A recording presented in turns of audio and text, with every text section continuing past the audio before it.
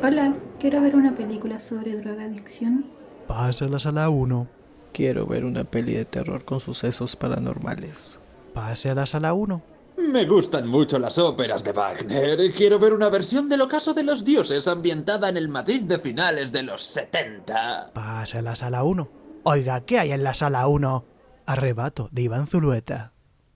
Arrebato es una película que te plantea muchas cuestiones, todas relevantes si eres artista. Tiene una sensibilidad muy especial. En su día, Zulueta no conectó con el público general porque Arrebato habla de cosas que solo suelen experimentar los cineastas. Él representó a las personas ajenas al núcleo duro del cine como daltónicas o despistadas en general.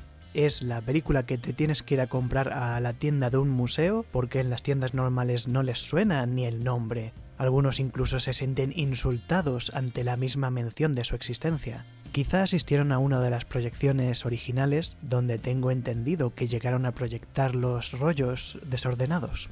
El protagonista de Arrebato es José, un cineasta de éxito comercial.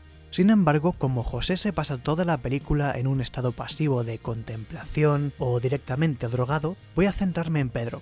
Él acumula todo el interés de la película. José es solo un proxy, el ancla narrativa para que incluso una persona normal pueda aguantar viendo la película 5 minutos. Pedro vive en la finca ganadera de su familia, sin intromisiones de vecinos que jamás le entenderán. Cuando tiene que relacionarse con extraños, solo sabe hacerlo mediante el enmascaramiento de sus expresiones. Le convidan y de repente habla como el típico hombre duro del cine. Esto tiene más valor cuando ves que el resto de secundarios habla como gente de la vida real. Will Moore nunca habló más irreal que cuando Luis Ciges fue el conserje. Cuando Pedro pasa mucho tiempo sin hablar con otras personas, pierde control sobre sus cuerdas vocales y le cuesta recolocar la voz para que salgan las palabras. Esto es otro acierto, esto pasa. La única otra película que recuerdo donde caigan en este detalle es La ventana secreta, de 2004. Respecto a Pedro y sus rasgos extraños de personalidad, podría ponerme a desbarrar sobre rasgos de condiciones, síntomas de trastornos y demás espasmos. Pero estamos hablando de un personaje cimentado en el misterio. Funciona porque no tienes por qué saber de dónde salió. Por eso creo que no debemos ahondar en ello. Sobre todo porque también se le compara con un niño a ratos. Sus experimentos como cineasta no parecen un gran progreso a día de hoy. Cualquiera puede hacer sus efectos de cámara rápida dándole a un botón en Instagram.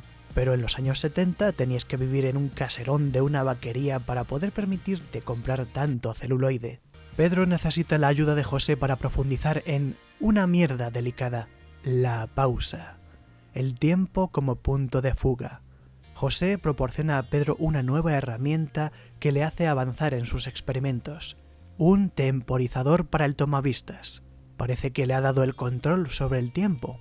Con mucha fanfarria, Pedro anuncia que se muda a la gran ciudad para triunfar como en las películas que compraba su madre, donde aparece el Paseo de las Estrellas de Hollywood. Pero el anuncio es interrumpido por un estornudo. La pausa contraataca cuando te olvidas de ella. En Madrid parece que a Pedro le va bien, pero él está cayendo presa de 1000 chorradas que le quitan la energía, 1000 vampiros de ciudad. Ha perdido el ritmo, su propio ritmo. Al igual que pasa con José, aparece la pausa encarnada, una mujer que trata de llevarlo de regreso a las actividades que hacen todos los demás, o según cómo se mire, al redil de las 1000 chorradas. Pedro aparta a todos sus presuntos amigos y vuelve con su cine. Sin embargo, palidece por momentos. Se parece cada vez más a Cesare, el hombre flaco de El gabinete del Dr. Caligari.